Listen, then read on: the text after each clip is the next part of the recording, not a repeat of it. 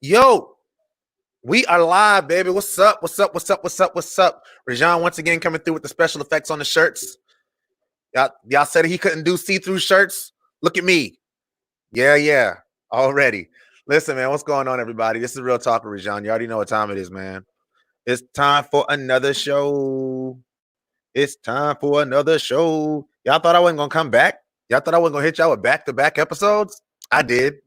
I had a show last night. I got a show tonight. I got a show tomorrow. Psh, ask about me. What's going on? What's going on? Please share this out, y'all, as y'all are coming in. Thank you so much. We have some very special guests tonight. Friends of mine, family of mine, even. You know, we're about to get it in. We're going to talk about their podcast, the Love Life Legacy Podcast. We're going to be talking about this podcast with the Singleton family, John and Eva Singleton. I've known Eva since she was a little girl, and now she's a grown woman with kids and a husband. And they're doing amazing things, and I'm so proud of them. I'm so proud of the work that they're doing. So tonight we're going to use our platform to shine light on the other platforms, man, because we ain't the only people out here doing this. And we got to collaborate. We got to show each other love. That's how we do it, right? We got to show each other love, man. So I need y'all to share this out. I need as many viewers on this one as I get on any other one, or more even. Not because of me. Nope. I'm all right. I'm cool and all, you know, but there's some dope people doing some dope stuff, man. And tonight is one of those nights, man. So please indulge me, if you will. Go ahead and share this out. Let your peeps know. Y'all know I like to try to be right on time. So it is now 6:59. So I'm going to get cranking right at 7 p.m. Probably like 7:01, 7:02, just to be sure. Because I want them to have an audience, man. I want y'all to know about these people. They're beautiful people. You know, they love being married. They're talking about their marriage. They got years in for all this talk about marriage that y'all be doing with your unmarried friends. We gonna talk about with some married folk tonight, right? I should bring Toya in, but I didn't book her in advance. So since you don't book in advance, you don't get to get the interview with the wife. Yeah. So I'm sharing it out on my page. So as I share on my page, please share on your page. We are live with Jonathan. Yes, I do talk while I type, and that's okay. Jonathan and Eva Singleton of the Love, Life, and Legacy podcast. What's up, y'all? Join us. Join us, man. Let's do this. All right, let's go.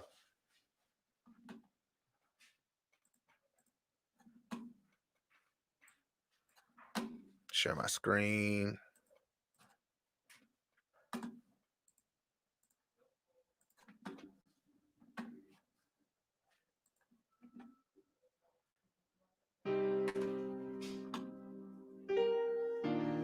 Yo. Mic check 1 2 1 2.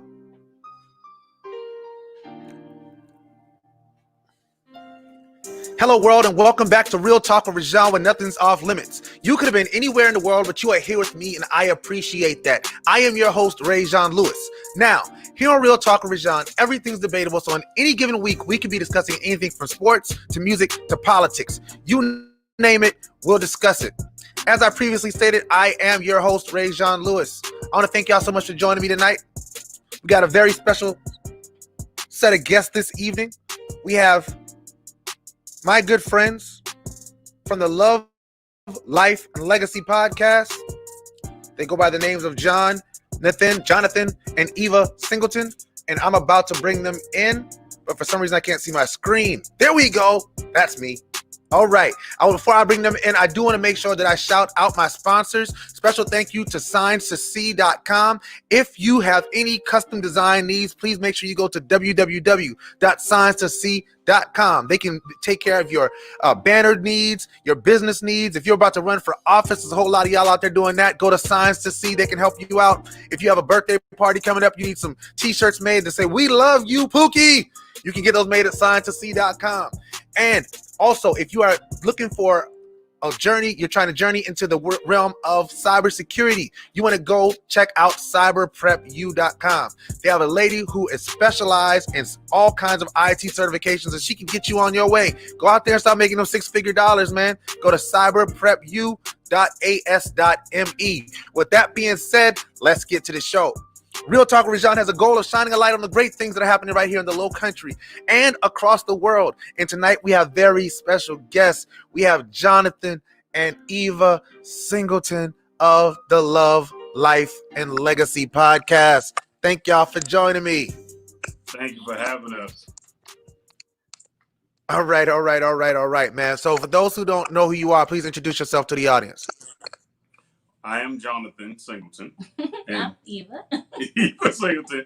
And we are of the Love, Life, Legacy podcast, a podcast that focuses on marriage and family and life and just building legacy. So the things that we've been through and learning as we continue on our journey, we formulated that into a podcast to share with everybody.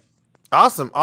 So just to give them a little background on where you guys are from. So where are you guys originally from separately, and then we'll talk about individually. Well, we both from the Charlie Town.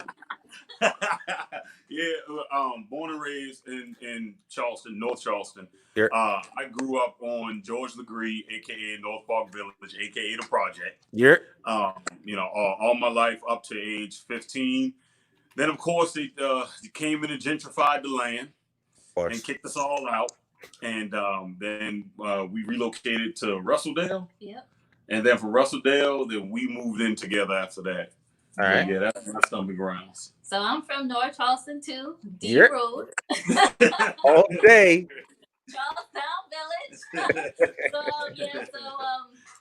Went to Charleston County Schools, Morningside Middle School, North Charleston High, all of us are, that's who we are. So, so from here, we did move away for a little while, for about 4 years, to Clarksville, Tennessee, and then we came right back home, so Charleston is home. Word. Okay, and you have children? Yeah. A lot of them boys. So how many children do you have? 5. 5 kids. How many boys, girls? 4 girls, 1 boy. 4 girls, 1 boy. I tell Eva I gotta be being punished because it's a myth that you can tell that a man's been a whore in his past life based on how many girls he has. Eesh. I will not confirm nor deny that theory. I must have been a whore in a past life, because not in this life. So yeah, I hate that saying. Yeah. Because what does that mean for the mom? Like, I don't know. It means that you were nice. It means that you're a kind person. Yeah, better. Well, Jay-Z said, "I got demons in my past, so I got daughters on the way." That's what he said. That's what Jay said. Yep. So 5 kids, 4 girls, 1 boy, and 4 ages range from 14, 12, 9, 6, and 5. Jeez. Yeah. So me and Toya also have 4 girls and a boy. So yeah, we do 19, 18, 16, 12, 12. So we feel you. You a lot quicker than I am, man. I'm a little jealous. It takes me a little while to remember. Hey man, dude. I talk on the show like a lot about my family, so I end up running the ages down quite often. But people always like they hit me with the, "Oh, you got so many kids," and I have to explain to people this way. I've only been a part of 3 births, right? So my wife had Ariana before we got married, but that's my daughter, right? She's 19. Vari's my firstborn daughter. She's 18. Tasha's 16. All right. And then the twins were born together. So I've only been a part of 3 births. So I don't really have that many kids when you think about it that way. That's the way I think about it. But bills cost the same, but you know how it is. You know how it is. So how long have you guys been married? On July 14th, it will be 14 years. Nice. Yes, sir. Nice. Yes, sir. So how did you meet? Well, how do you think that story will go? I don't know. Okay, so we knew of each other in Morningside, but we didn't even talk. We weren't friends at all. Mm-hmm. And in high school during junior basketball, we just became friends. JV basketball. That's what I say junior. Junior varsity, sorry. Okay. Basketball, we became really good friends. But we didn't date until I went off to college. Okay. But hold on. How did we become friends? Oh, we became friends. Playing JV basketball. Because me being the nice person that I am and being punctual and having everything that I needed for an away game, I had my little Walkman and my little headset, and I was just sitting on the bus going to our away game, minding my own business. And somebody decided to take advantage of my niceness and asked to borrow my headphones while I am listening to them. I was so off guard. I just said, here. And then I realized that I'm sitting there looking fool with nothing to do. Listen, I had to get amped, and this was around the time Nas and Jay-Z was battling, and I was trying to learn Ether. It was imperative that I learn that song, man. Because he bodied Jay-Z in that battle. I don't care about the debates. And that was my mind was at, right? So I needed some headphones. She looked like a nice person. I honestly was expecting her to say no. Right. I was shocked she said yes, so I had to go with it. I couldn't say, oh, I thought she was going to say no, you can keep the headphones. No, I took them. Yeah. So that's how we became friends. Word. Yeah. So that was in middle school. No, high school. That was high school. Word. Oh, it's JV football, JV basketball. Word. So you played for North Charleston? Yeah, both y'all played for North Charleston. All right. All right. You know, we got a rep for the Cougars. Yeah. For those who don't know, if you went to Burke High School, we don't worry about you. This whole podcast situation ain't worried about you. I just want you to know that right now. I'm talking trash for North Charleston NCHS Cougars. Ask about me. Y'all know my, you don't know my address. I'm not gonna give it out on the internet. But run up. so y'all met at North Charleston. How long had you dated before you decided to get married? That's a good question. It was 8 months. 8 months. Y'all were dating 8 months when you got decided to get married? Well, yeah, I will tell a story. Okay, it was 8 months between we started dating August or something like that, but we didn't. I don't really even know this part of the story. Oh, I know. Okay, so we started dating when I went off to school, and then maybe it was 2 years. Man, I don't know what's wrong with her. We were best friends for 4. I don't know what she's doing. 2 years, 2004 from 2006. Okay, good enough. We started out as best friends. Right. I had my girlfriend. She was doing her thing. I had a boyfriend. You know, so we were just friends. I didn't even look at her like that. Right. We were just really good friends, learning about each other, the ins and the outs. You know, in hindsight, looking back, I mean, I can say now that we were technically dating. We spent all our time together. We always were on the phone. If she had a school project, I was there. If I had a paper, she was there. We were just getting to know each other. In that time, we developed such a strong bond as friends. And I thought it would be a good idea to actually take it a step forward. So I came to her with a proposition like, hey, good friends, I'm, feeling you. I can see us actually going somewhere with this. How would you think we take it a step further? She laughed in my face. She said, boy, you stupid. I can't believe you're coming at me like this. I said, I'm serious. She said, you serious? I said, yeah. She said, no, we can't do that. Wow. So I kept staying persistent, and she kept telling me no. Do that, man. And then I finally said, hey, either you gonna give this thing a try, or I'm gonna move on, and you don't gotta worry about us talking no more. Wow. And what happened? And she said, oh, really? All right, then. And she walked off. And that was it. And we didn't talk as friends for like 6 months. Because you don't give me no ultimatum. Okay. Somebody else, and I moved on. It's like, whatever. Okay. I knew what I wanted. Right. She checked off a lot of the boxes that, I was looking for. She spoke into me. She spoke my love language. You know, when I was with her, I really didn't care about nobody else. We fit on paper and off paper. I just didn't understand why she just couldn't give it a shot. Because She didn't get I it. was in a relationship. You gonna let that stop you? It don't matter. You gonna let that stop you? It don't matter. Yes. Uh, So therefore, I have to tell you no. Needless to say, it all worked out. So then y'all broke up. Together. Yeah, we broke up 6 months. We weren't together to break Y'all up. went Well, together. in hindsight, because we were Y'all just friendship broke up. Yeah. Friendship broke up. Yeah.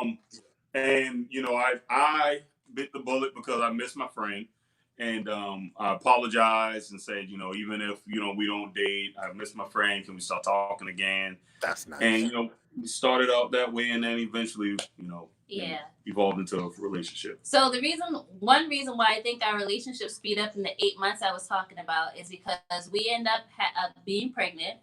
And then when I found out I was pregnant, because Jonathan wanted to do the right thing, then he proposed. And then I said yes, but we still waited an additional year. So that's what the 2 years and some change. Okay, I see what you're saying. Because I just didn't want to be married just to be married, because I didn't want to be married and I didn't necessarily want to have a baby. But, he promised that I'll be able to finish school because I was already in college at this point. Mm-hmm. And that he would make the necessary sacrifices. And then both of our mothers were on board. Like, if you, keep the baby, we'll help you get through school or whatever. And so from that moment on, Jonathan and our family has been on board of my educational journey and my scholastic endeavors to make sure I achieve those things that I set out to achieve. Nice. Look at that. Look at God just working it out, man. Look at God just working it out. I got to tell you, Toy didn't want to marry me originally either, bro. So don't feel bad. No, he didn't. How did you take it? How did I take it? Me and Toy, she doesn't want me to tell the story again. So me and Toya dated very briefly. Like, we went on one date in high school, and she after the date, I had actually, like, sort of like y'all, we weren't best friends, but I used to come visit her every day, and I would sit on her porch and I'd talk to her, and I'd walk to her house. I'd ride my bike, and she did not live close to me. But I would go there every day, and I'd sit on her porch and I'd talk to her. And then, one day she asked me she said she was going to the fair, asked me if I wanted to go with her to the fair. To me, that's a date. So we went on a date. And after the fair, I was like, oh, I'm in there. Let me see what I can do to push this thing to the next level. And I was like, hey, I'm really interested in being your boyfriend. And she was like, I don't really want a boyfriend. So 4 years later, literally, no, actually about 6 years later, it was like 6 years. 6 years later, I ran into her when I come back from overseas, and we talked, and we've been together ever since. That's what's up. So I feel y'all's story. Like, people tend to think, and that's why it's always so good to hear from other married couples, is because people think that marriage has to be a specific way. And if it doesn't fit into this specific category, that it either is not meant to be or it won't last. Like, one, if you love something, you let it go, come back to it, it's yours, and nobody can take it from you. But also, you learn to value the person that you got, because of the fact that in that time that you had apart, in that time that y'all decided, okay, you decided either I don't want to be with him. You could go out and you could realize, dude, that guy was actually had some really good qualities that I probably would want in a boyfriend. So, and Toya, same way. Me and Toya actually got married. We both got married and then ran into each other after we were like going through divorces. So that was the nuts thing about our whole story. And y'all didn't have to go through divorces, thankfully, because divorces suck. I'm telling you, divorces suck. But yeah, man, you guys. So I'm excited about you guys. So, what made you want to take your story and your marriage and make it into a podcast? Because we always have folks that ask us about our story or how we do it, or our energy, our vibe, or they just wanted, just ask us questions about how we made it through certain transitions. And we're very transparent about the things that we have went through in our marriage, from anything, not wanting to have all these children, infidelity, and all those really intense topics that some people avoid, and they're not transparent with one another to be transparent publicly. So people ask us questions and we give them the truth, you know, no matter how ugly that it may be, because we know because of our friendship, we can work out those things and, you know, help someone else. So from there, we just decided to like just, you know, instead of meeting with people one-on-one all the time, let's just put it out there. Let's see who else, you know, would want to, you know, hear our story and whoever our story help. So yeah. Yeah, and then we both feel like we have so much to give to the world, you know, unselfishly. I feel that. You know, and for us, we feel like this is purpose. You know, because we have been given a strength, gifted a strength to endure through this and all the other things that we went through, just to be kind of a landmark almost that it is possible that this type of love can exist. That yes, just because you go through trials and you go through hardships, that you can come out and come and overcome them. But there's a lesson that is grafted in that. And you know, because not everybody makes it through the things that they go through and say that they are still married. How are we able? We're not anything more special than anybody else. You know, we don't, you know, carry medals around our neck. We just understand that this thing is much bigger than us.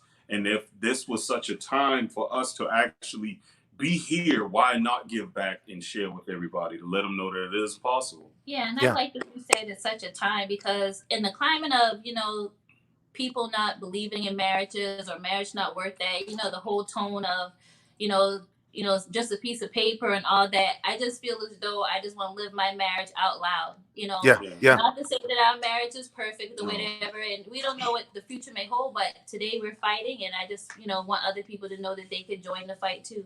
I love that. You know, an end to that. Facts.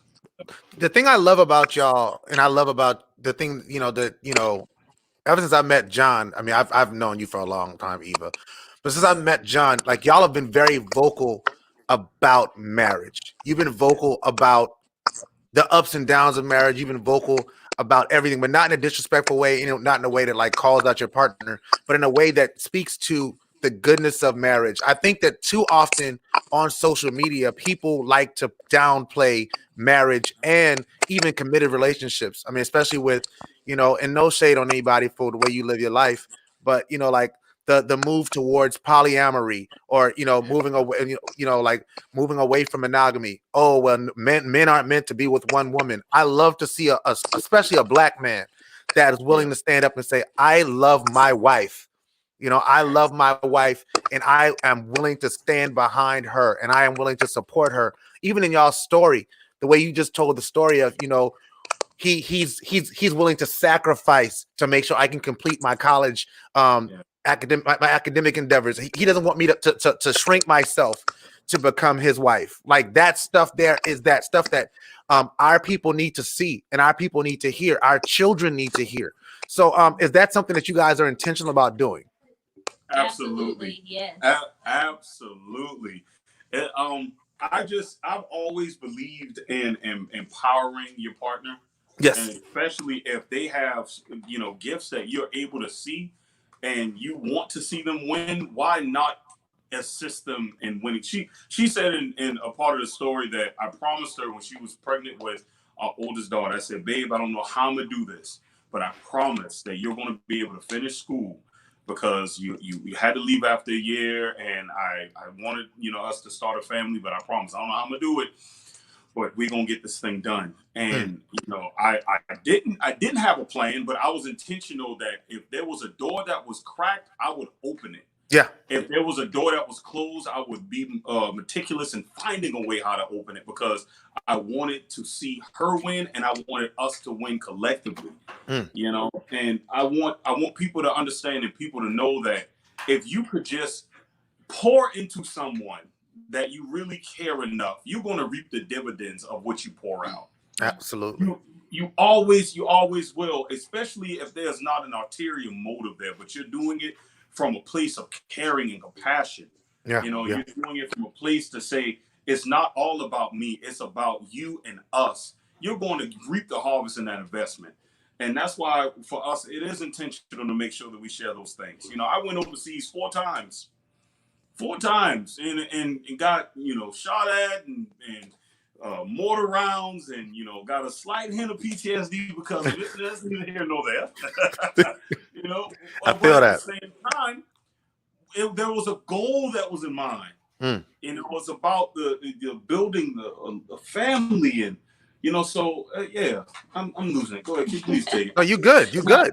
Come. And there's one part about that story. I think that one thing that I like to tell other married people, or even people that's considering serious relationships, of how transparent and how honest you have to be, you know, all the time when it comes to things that you want, things you desire. One part about that story that we do talk about, but probably not as often, is because that was my first year in college, and I had like all these things that I wanted to do, and I was like on my way achieving some great things even in my freshman year of college. Sure. And I honestly wanted to have an abortion. I was like, you know, this ain't for me. Now I was scared. Now I'm not sure if I actually would have went through with it, but that was like, you know, I just can't do this. I'm ruining my life. You know, I'm supposed to be going here, and I was about to start like traveling and doing other things. And I was like, listen, you know, if I have this baby because you want this baby, if anything happened between us, you keeping it. Oh man, like, I hear that like it's yesterday. I'm signing over birth rights, and then we and I was like, you know, he told his mom, and his mom talked to my mom, and we had to have a come to Jesus moment about, you know, because if we do this, you know, thank you for the support, but I just wanted you guys to know what my plans were if we were to start this part of our life. And then when he gave that promise, because we had a little handshake, you know, the risk is I'm going to trust you because I'm all business. You know? You can tell, right? Yeah. I'm going to trust you, and I'm going to come out of school, and I'm going to lose my scholarship, because to me, I had a lot riding on the line, you know? Yeah. You know, yes, the mistake, I partake in the mistake, but at the same time, you know, you're sacrificing a lot. There was, you know, there's a contingency plan that could have happened. Yeah.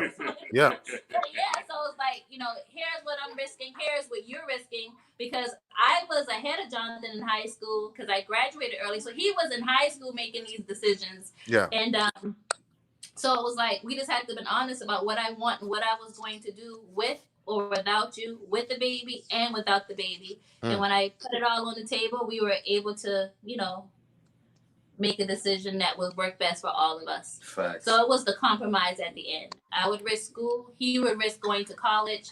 Our parents, you know, got involved, and, you know, it's all about legacy at the end of the day. Praise God.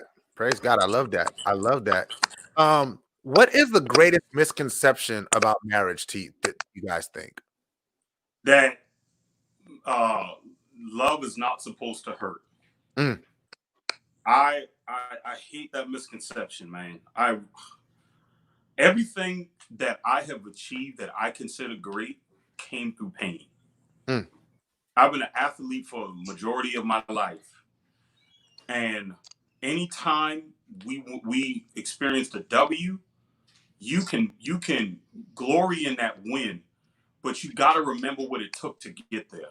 Yeah. The hard work, the training, the running when nobody wanted to run, the sacrificing your body in the weight room, being strategic on the eating plan. The injuries. You know, the injuries, having to come back from that. It's so much. So for me, I learned a lot of life principles from sports. And I understand that in order to get the victory, you have to go through pain. And that's the same thing in love. Love is scary. Love is painful, right?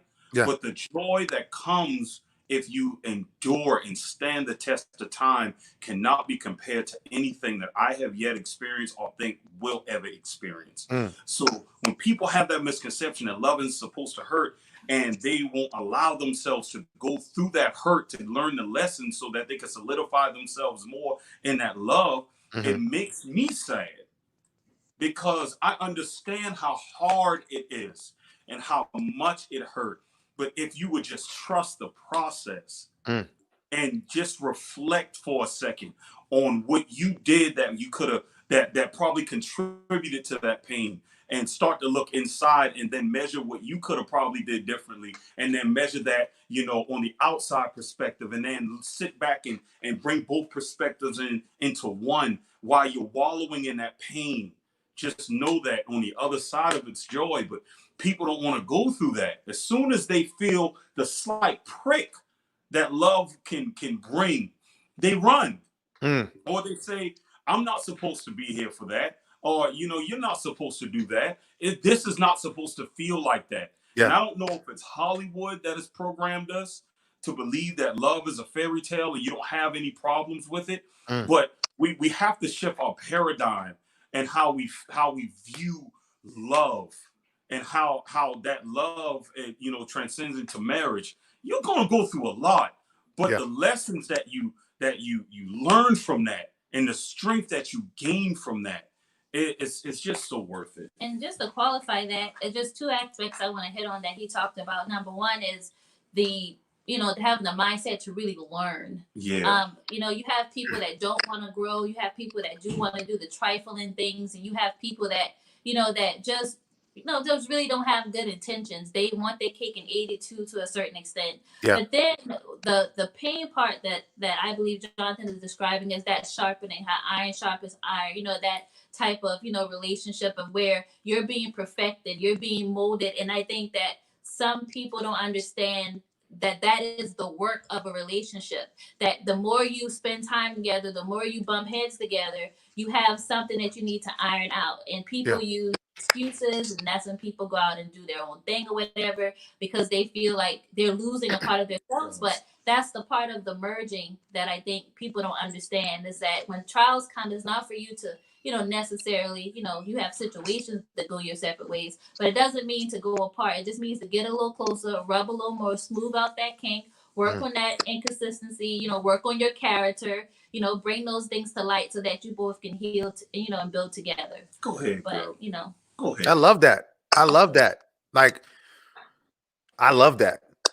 There's so much. Do you think that, because I think, what do you think is the number one reasons that marriages fail? Well, you won't give. I got two of them, right, John? All right. I think one of the reasons, because I'm not sure, is that they're not friends, like real friends, and they don't see each other as people.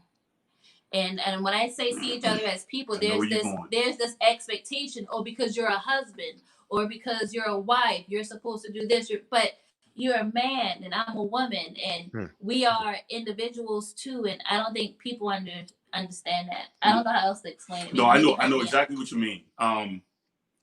Let's see. I can kind of filter through the example of being a parent.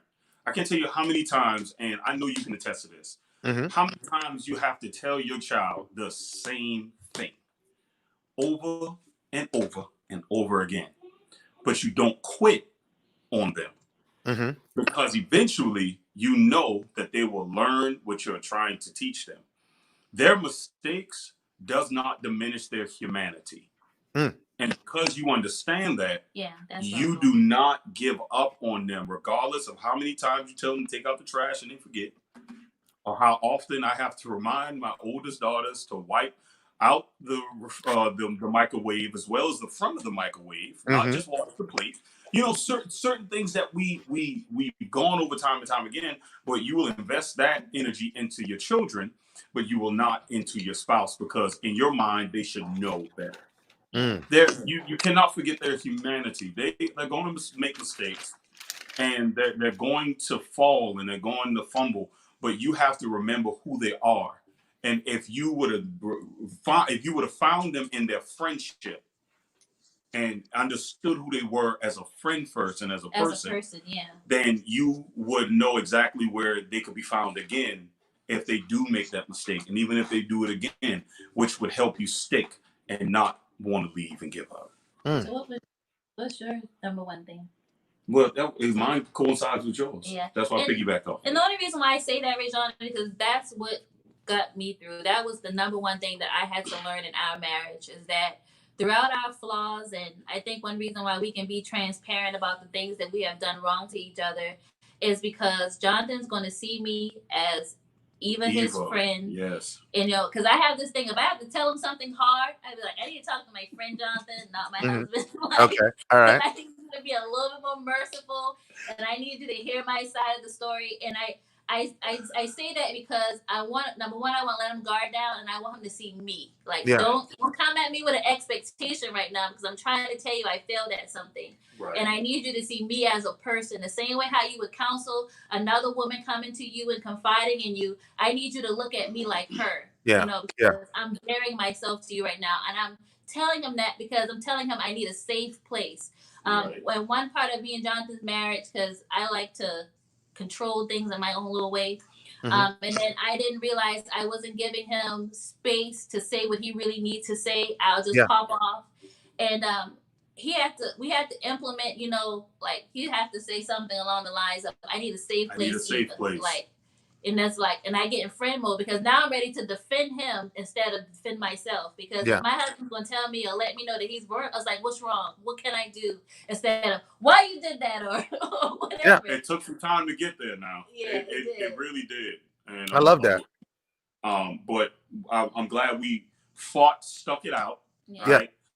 Through all the countless nights where we didn't feel like talking to each other, or she left the house.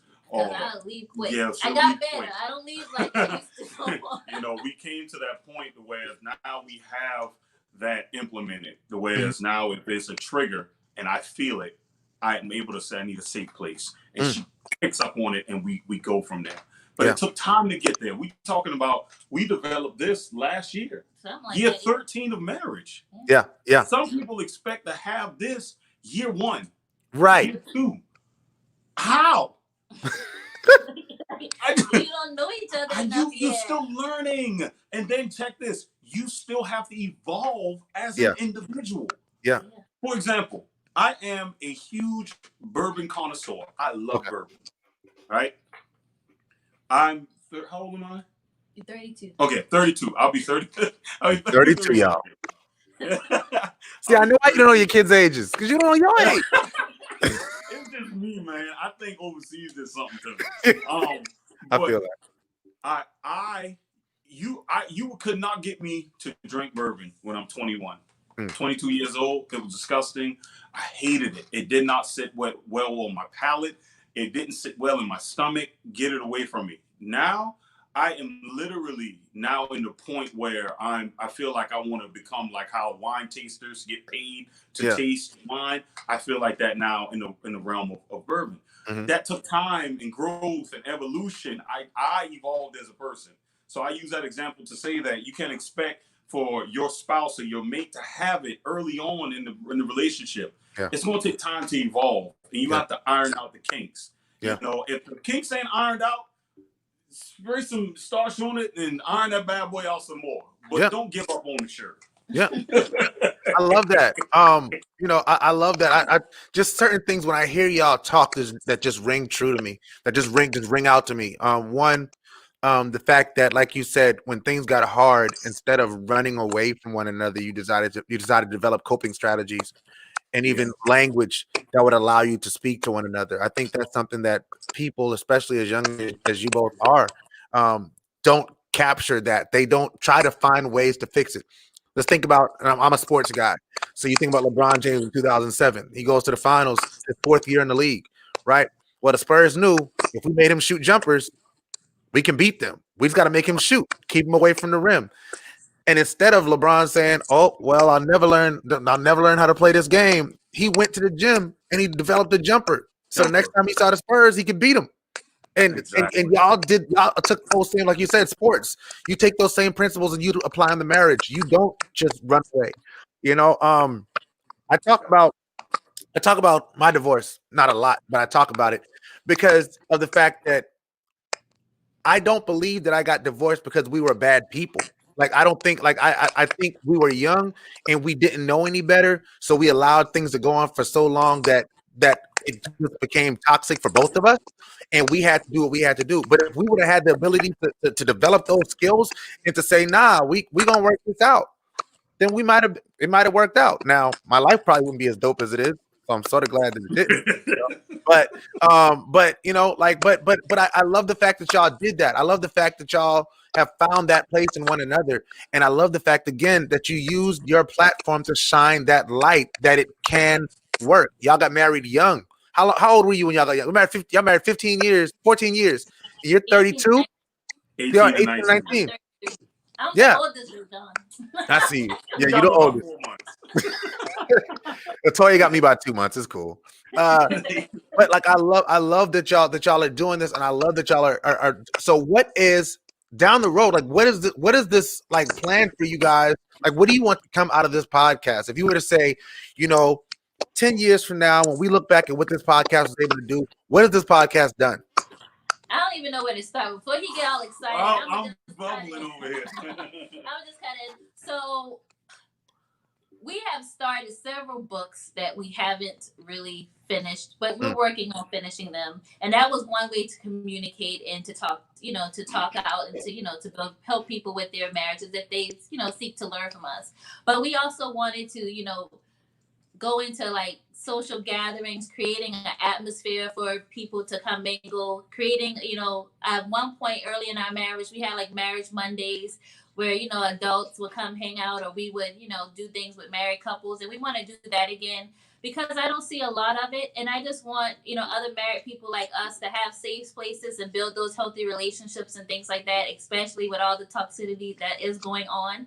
And so hopefully we'll get into that type of networking, event planning, and things like that with the platform. Also a book. We desire to bring people onto the show eventually once we, get our stable, set up and location and things like that. But it's really just to help other people build love in their life and their legacy as well. And just to be that encourager to let them know that they can do it. And let people know that they're not alone when they're struggling, and that the things that you think that you can't make it through, you really can. Facts. And I'm gonna let you what you want to do with the platform, because that's really his baby. Yeah. So I have a desire, and we have a desire to be life coaches. Okay. And I'm actually looking into how I can solidify the want with the, what do you call it? Certification. I'm not a school guy, never been a school guy, struggled through school, barely made it through high school. But I understand the importance of credentials, especially if people are entrusting you with their personal space, their emotions, and their well-being. They want to know that you know exactly what you're doing a little bit. Mm-hmm. So I'm actually working on gaining the credentials so that I can can become a certified life coach. And that's why this platform is important, so that we can get our face and our name out there. Yeah. So people will know who we are, know what we offer, and they can see our realness, our authenticity, and if it fits them well, then maybe we can work together. Because I want to see people win. And, I really do. I don't want to glory in what we have going on and stay on an island. Yeah. If I have space on this island, I want people to come on this island. And I want them to be able to take the trades and the secrets of whatever we can offer them, and then take and build their own island and replicate and do the same thing. Yeah. And if I can be responsible for a fraction of that happening, then I feel like I'm living. Yeah. And, I feel like I'm doing what I'm supposed to do. We've always loved people, and we will continue to love people. And that's why I say this thing is so much bigger than us.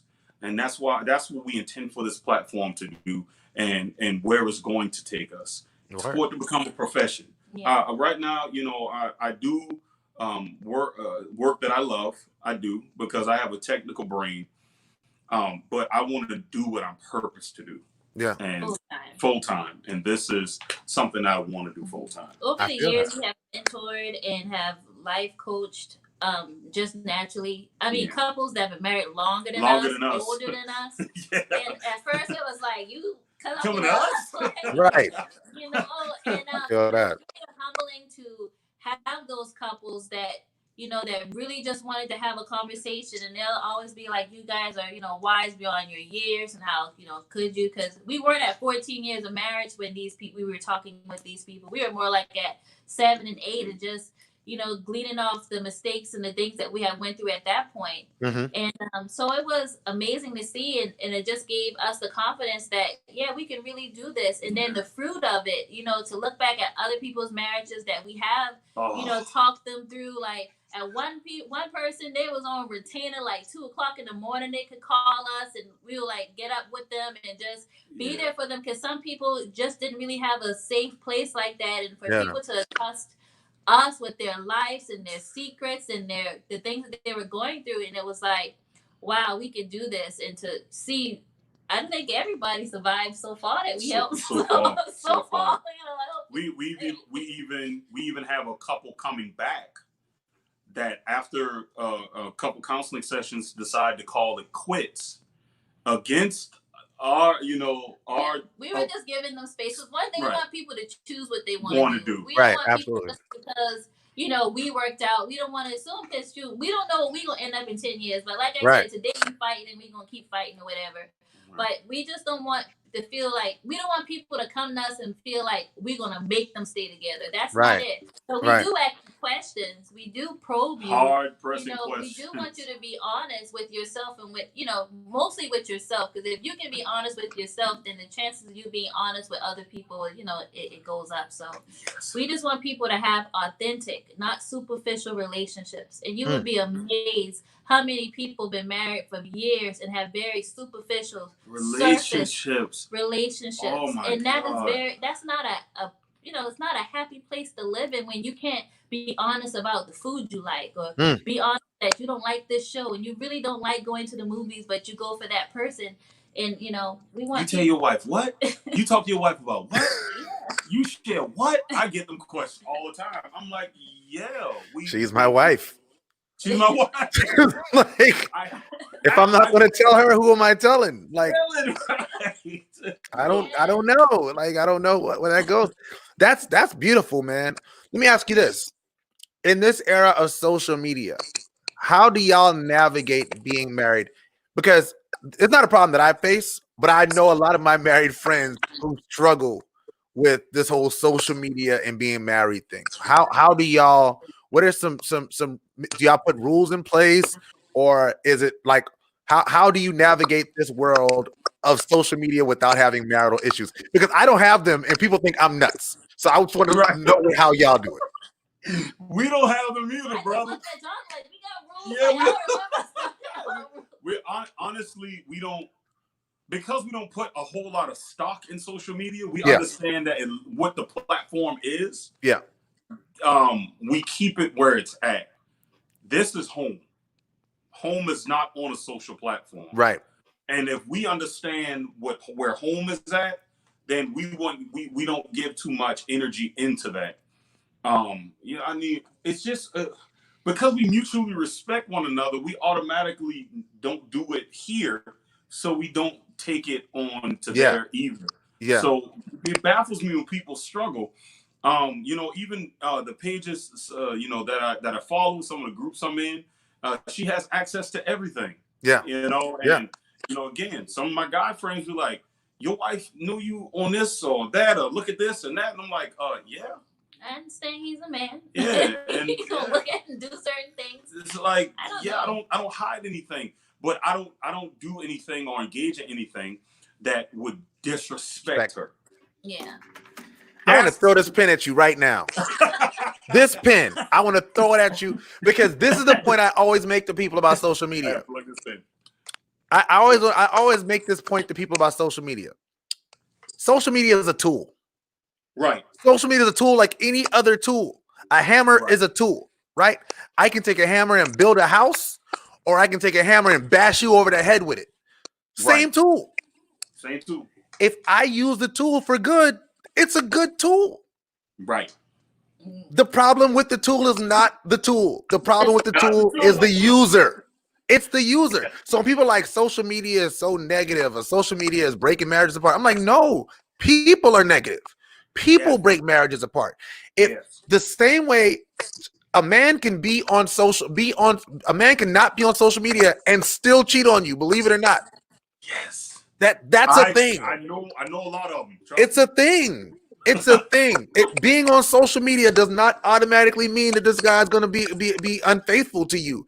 But for some reason, it's ingrained. Oh, we can't do social media as a family because if he's on social media, then he's going to talk to this person, that person. Well, guess what? That person also leaves the house every day to go to work. Thank you. You have to trust that that person's not going out here and sleeping with every woman that he works with at his job. You have to trust that he's not sleeping with the women that he's meeting at the grocery store. He's not sleeping with the people or the gym or McDonald's. You don't know what this person's doing. At some point, you got to trust that person, right? Exactly. So I just love hearing people other than me say these things because I promise you, people think I'm nuts when I say these things. No, so I want to ask you this. Yeah. Let me ask you this.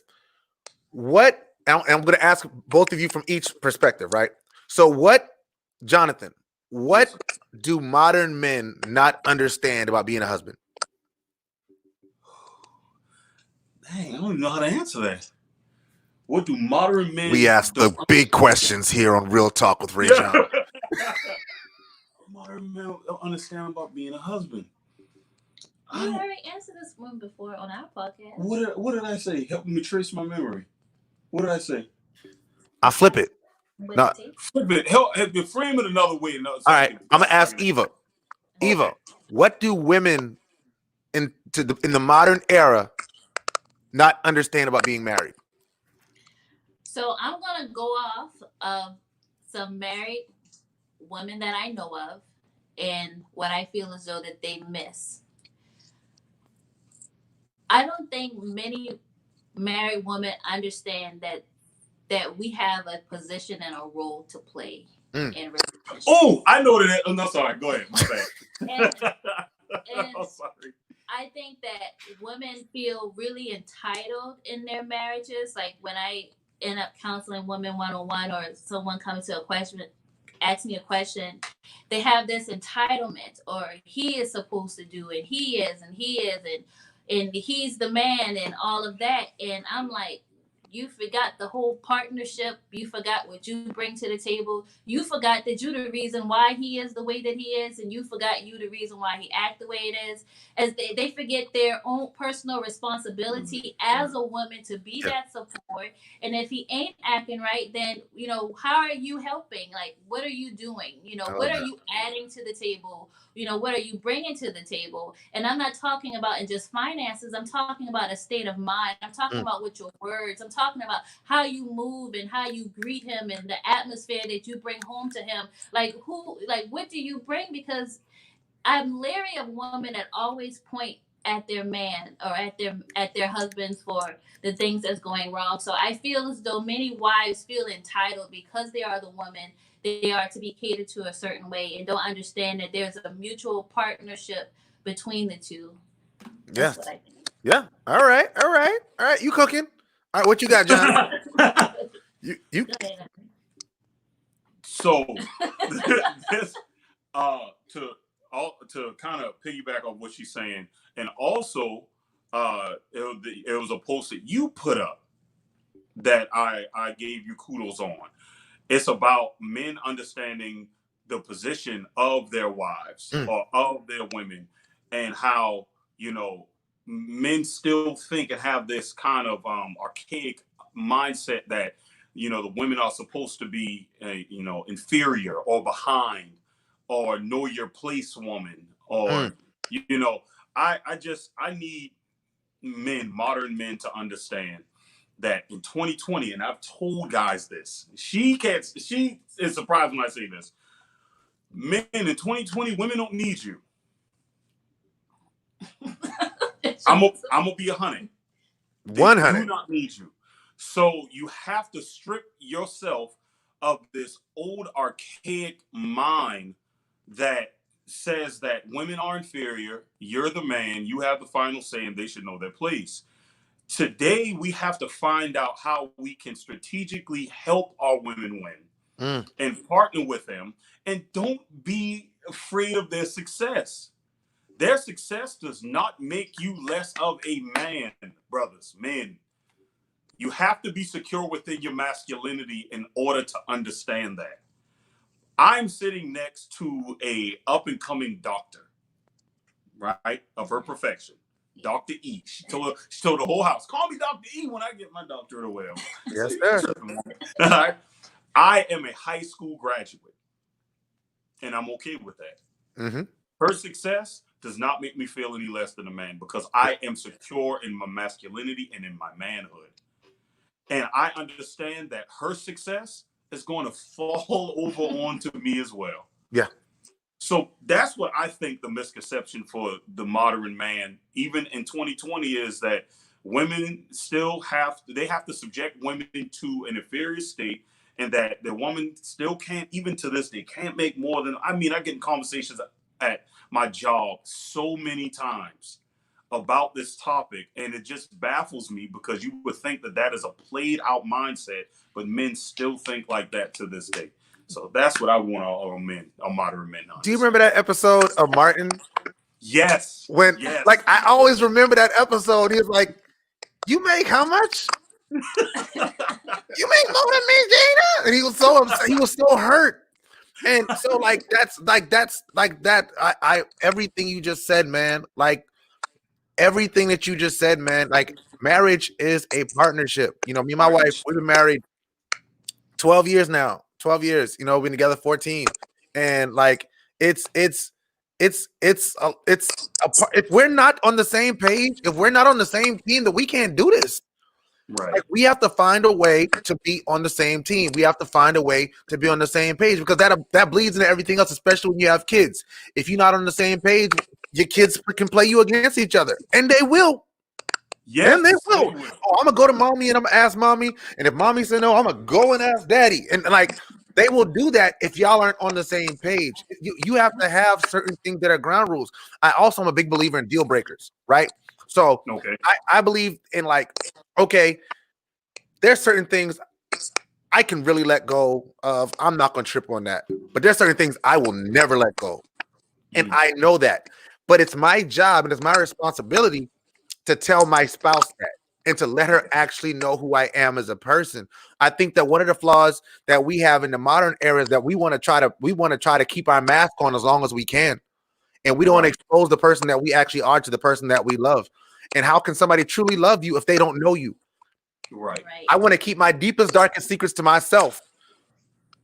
Right. But I want to pop off when you offend me with something that I didn't even tell you why it hurts me. So I use something very simple as an example. Well, it's complex, but it's simple. It's complex, but it's small at the same time. So if you were molested as a child,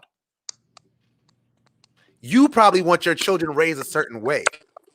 But if you never tell the person that you're with that you were molested as a child, you just tell them, I don't want my children going anywhere, doing nothing. And they're like, that's not a big deal. Who cares?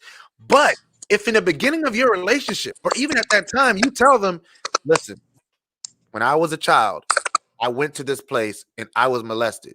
That's why I don't want my children in all kinds of people's house all kinds of time. No, you don't want to tell them that because that embarrasses you. But I can't be embarrassed when I'm talking to my spouse. There we go. Right. Absolutely. And absolutely. that's when I look at you guys, that's what I see. That's the transparency that you guys have within your marriage. That's the transparency you have within my marriage. I tell my wife anything. Like you said, people be like, you tell her that? I'm like, yeah, that's my wife. Like I mean, if I can't talk to her, who can I better get somebody to talk to. That's who I got. You know, and y'all have that, and y'all are so, like, y'all are 33, man. Like, I'm 38. Like, God does things the way He does them. But I love the fact that y'all got them. Y'all got this at such a young age, and I'm glad that y'all are shining your light for the world to see, because the world needs to see positive Black families operating in the realm in which you guys operate, and they need to see people willing to be as vocal about loving marriage as single people are about bashing marriage. Yes, absolutely. Very well said, man. I'm sorry for ranting. No, that's good. No, I'm enjoying it. Yeah, man. So but that's where I live, man. Like that's literally the place that I live, and I love that idea of Married Mondays. If y'all start that back up, y'all let me know, man. I'd love to pull up and be a part of that. Because me and my wife used to be a part of a group, and I'm not gonna say the name of the group, but it was a Facebook group, and we used to hang out and we used to do stuff. And then like it got real messy, and we were like, we don't do mess. Like that's another thing that one of my deal breakers. Me and my wife, we don't do mess. No. So if y'all out there trying to be married and doing mess at the same time, you're not gonna be married long. Get that out your life. Your out marriage your life. messy free. Yes, yes, and don't take advice from your single friends, married people. You can't. You cannot. What you got? What tips you got, man? I'm yes. No, you good. I would I don't want to sound too deep, but this is the place. I always tell anybody that come across, and usually a lot of the conversations happen at work, that you have to walk around with a married energy. Yeah, you have to. Yeah. One of the guys that I work with at my job, he always finds himself in single company. And it's ladies for the most part. Yeah. Right. Yeah. That's and trouble. I asked him straight up. I said, "Why do you find it strange that single women just always draw to you?" He said, "What you mean?" And he's laughing. I said, "See, that's exactly what I'm talking about. Yeah. You invite the energy because it's in your heart that you wear the ring, but it's really a facade. You really want to be single. So you like that the picture that your marriage paints, but in your heart you're single. So you draw that energy. And what I mean by you have to walk with married energy is that you have to be proud that you are married. And you have to be secure in your marriage. And in the fact that you are married. When I walk around, I've heard people say this before, "Oh, Jonathan won't do that." Or on my job, they call him Big John. They'd be like, "Big John won't do that." Some people I hear say that we have not held a real conversation. How do you know what I will and won't do? And it's because I walk and I let that energy exude my very presence. And people aren't dumb. They pick up on it, man. The good and the bad, mind you. Yeah. But if you walk and you're secure in your marriage, even when the bad tries to come, you're able to shut it down. Even if it's tough, you'll still lean on doing the right thing. So walk with a married energy. You want to give your example of your married energy? Give your example of your married energy, girl. Give your example. No, I love the fact that even if I get approached by a single guy or someone that finds me interesting or whatever, it's always really respectful. They always come like kind of stiff, like slow. "Excuse me, miss," or "Are you married? Oh, dang, I didn't see your ring." It's always like this little humbling like presence, and I tell Jonathan almost every time it happens because it makes me feel great because of the energy that I carry. They know they can't approach me all kind of way, which I'm thankful. Yeah. But I just think that you just, the energy, you attract the energy that you have. And if attraction ain't going right, you have to check your energy, what you giving off, Right. I was talking to this one single girl one time. She's nice to me, but she do walk around with this attitude like she just have one of those faces, And I'm like, and she said she can't meet anybody. I was like, well, first you gotta smile. Oh, yeah. You gotta look a little welcoming, because people aren't aware of the energy that they bring when they, in people's presence, and you just really have to be careful with the energy that you have. Absolutely. I know you gave a good point of watch the single company that you keep. Just that also that goes without saying, but I would also add to that, just watch the company in general that you keep. And as much people want to give advice on you and your marriage, accept advice, but take it with a grain of salt. Make sure that your fortress is solidified and that you know exactly where you and your marriage stands. I've accepted advice from people, single, married, regardless, but their advice had to speak to my core set of values. Yeah. And if it didn't speak there, then I would leave it where it was at. But I've gotten some good pointers just out the blue sometimes, and I was able to implement that, in the marriage. But that came from a healthy place. This being the healthy place. So when it came in, I was able to receive it, do what I needed it to do with it to really, add value to what we have going on. So just in general, watch the company you keep, man, and know exactly where you want your house to be at. Absolutely. Man, this is dope, man. I've really enjoyed this conversation. Like I've loved this conversation. I don't want it to go too long. I just have so many things we're gonna have to do. We're just gonna have to do Married Monday, and it's gonna, I'm with that. To do because I'm fine. like y'all, like I can't say it enough. Like y'all make me happy. Y'all make me happy. Like y'all make me happy. And I hope that everybody here, one, understands that, especially in the era of social media, like, you know, everybody who looks happy on social media, some people are actually happy. Like we know that there are people on social media who pretend to be happy and are not actually happy. We understand. Okay. I promise you we understand. But I'm also telling you that a lot of people who look happy on social media are actually happy. It's a thing. Actually happy. But why do you think that people are so willing to try to throw that shade at married people? We talked about that on the last episode. I think it's a mixture of a few things. I think it's envy for one, because, you know, how come you make it? How come you're happy? How come, you know, whatever? And then I really think it's, you know, it's just really not having an understanding of what marriage is, that you really do have down days and good days, but, you know, you still press through, you can still be happy and keep going on. And another part of it, I just think that it's just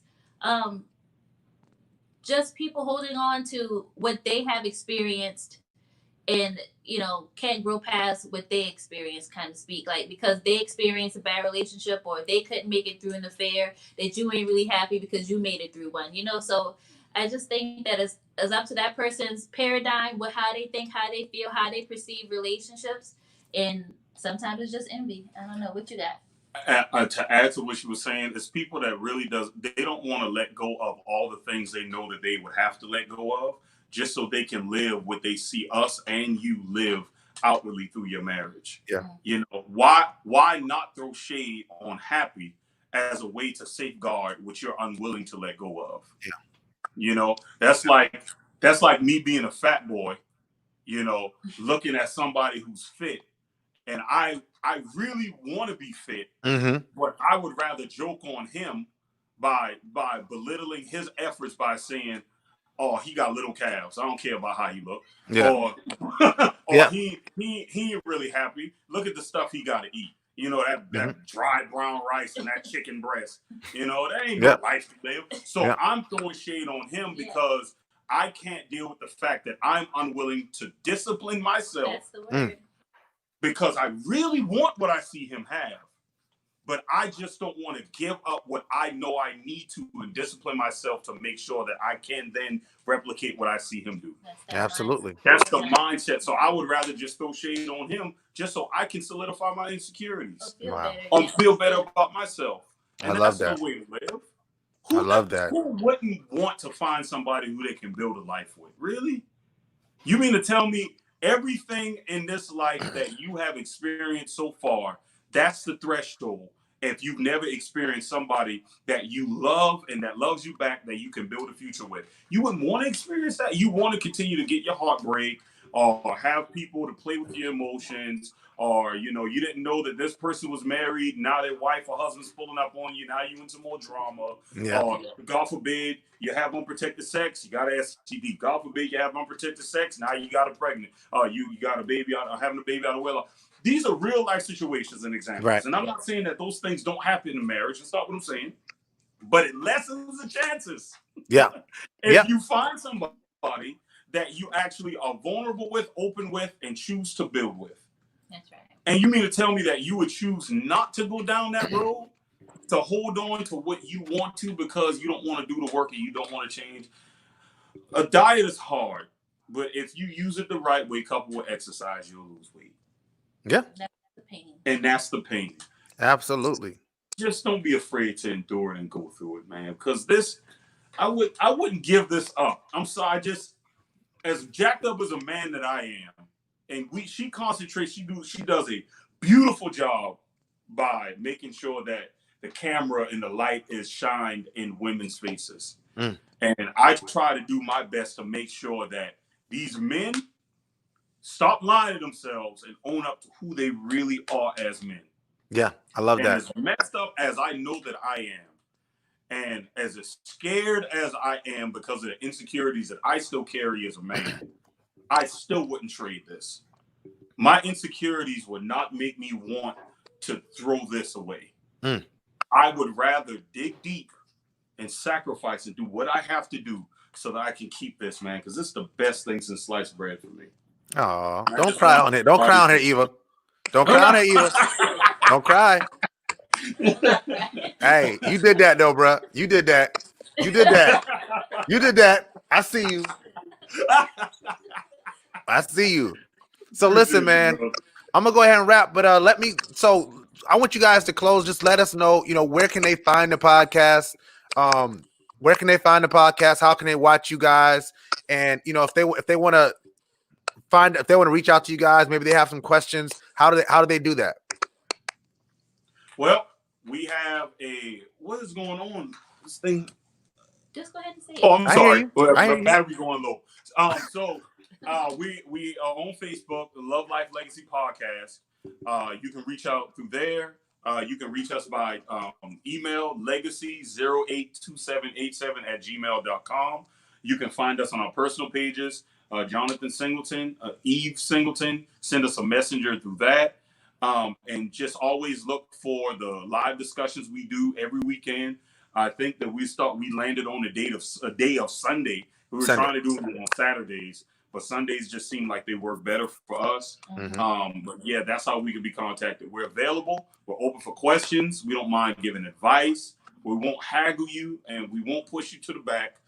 We'll give you 100% of ourselves, authenticity, and just be really ready, to deal with self. Yeah, it's self work. You got to start here first. Yeah, in order to give it out. I love that. Yeah. Eve, anything you want to say in closing, love? No, it's been great. I was so nervous about this conversation. She was. What? Yes, but I'm so happy that we had it, and I just want to thank you for letting us be on your show. I think it was a great conversation, and I hope those that view it found it valuable, even if they took a little snippet of something from our lives, for them. I just thought it was great. Yeah, I appreciate your platform, brother. I really do. The great things that you are doing and you have been doing and that you're going to continue to do. If nobody has told you this, you are important to the community. You're important to the conversation. And even if you don't have the credit that you deserve, I want to give that to you right now. Give the roses while you have a chance. Yeah, man. Praise God. Continue to go on however we can help or whatever we can do. That's what we are willing to do because you are important to the culture, to this city, and to the community, man. So big ups to you, brother. Big ups. I'm not gonna cry. I'm not gonna cry. But thank you. That I humbly accept that, and thank you so much, man. This has been dope. Like they said, this has been a great conversation. And I hope you guys come back. I'd like to do a joint show. I told you I've been wanting to do a couples panel for a while. So I think that's something we could definitely dig into, and we'll talk about that offline. Yo, I'm gonna go ahead and close. Don't hang up though. I want y'all to stay on. I'm gonna talk to y'all after this is over. Okay. All right. Cool. So let me go ahead and close this show. Listen. Thank you for watching, everybody, this week. This has been the Local Celebrity Spotlight with the Love, Life, and Legacy podcast. Please check them out on all their digital service platforms. I hope that if they're just on Facebook now, that they're looking to expand to YouTube, looking to expand to all the different platforms because people need them. People need them out here in these streets. Thank you all for watching this week. Reminder that the Local Celebrity Spotlight happens every Wednesday night at 7 p.m. But this week I actually have 3 shows. Tomorrow I have my Local Celebrity Spotlight shines on Quadjo Campbell, who's a community organizer and former city councilman for the city of Charleston. We'll be talking about his protest rally that he'll be having at Riddlebank Park on Saturday, actually, called the BLM, the Black Agenda rally. So please check that out. It's going to be great. We'll be live actually tomorrow at 4 p.m. A special time, 4 p.m. tomorrow. If you are doing something in the community that you would like a light shined on, please reach out to me on my website. That's www.realtalkwithrajan.com to discuss getting you on the show. This and all of my shows, including the Card Chronicle series, is now available via Apple, Spotify, and any place you can find podcasts. You can also find it on my website. That's www.realtalkwithrajan.com. If you'd like to be made aware of when I go live, because sometimes it is unscheduled, please be sure to click the follow or subscribe tab on the page and turn on the notifications so that you'll know when something new is posted to the page. In the meantime, follow me on social media to stay up to date on what's happening in Real Talk with Rajan. Anywhere you go, Real Talk Rajan, REZSAUN. That's me. All right. Special shout out to all of my sponsors. Thank you to Science2C.com for all your custom design needs. Please visit www.science2c.com. And if you're looking to start a career in cybersecurity, make sure you go to cyberprepu.as.me. They have trained IT professionals on call, ready to train you to begin a career of your choosing. Feel free to leave comments, questions, whatever else you'd like to say in the comment section or the message section. I love getting your messages and getting your feedback, even if it's negative. But I would appreciate it if you would leave a 5-star rating or on my podcast or review on my Facebook page and YouTube channel. In closing, thank y'all again. This has been dope. I love every single one of you. I couldn't do it without you. It would really suck talking to myself every single week. But y'all are here and y'all watch. So always remember that God is everything, and without him, we are nothing. So never forget where your help comes from. And if a man doesn't stand for something, he's bound to fall for anything. Now that's real talk. I'll see you tomorrow night. Peace.